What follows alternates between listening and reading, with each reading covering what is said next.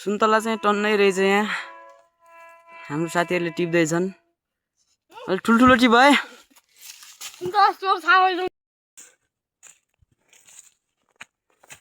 बाटो चाहिँ लास्टै अप्ठ्यारो रहेछ, उकालो ओह्रालो।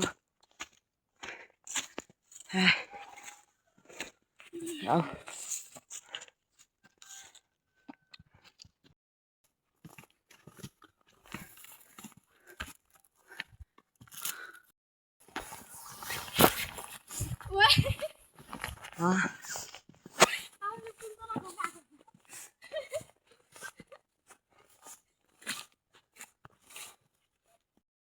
फाइनल्ली गाइज हामी चाहिँ अब लगभग डाँडाको मुनितिर पुगिसकेका छौँ।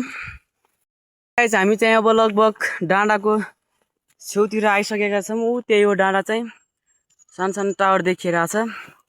म हजुरलाई अहिले माथि पुगेपछि देखाउँछु। ऊ त्यही माथि छ डाँडा चाहिँ।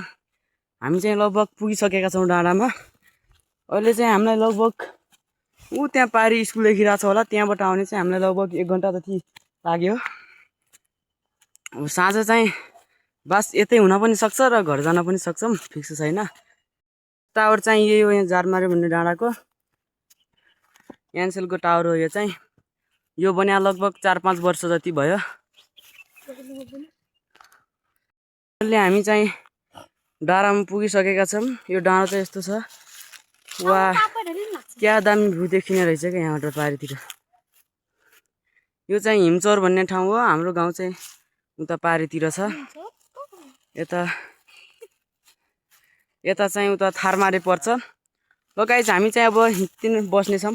गाइज हामीले चाहिँ खानालाई ल्याएको सामान चाहिँ हेर्नुहोस् है। र एउटा कोक छ यहाँ, अनि अर्को पनि रहेछ यता। 2टा कोक भइहाले।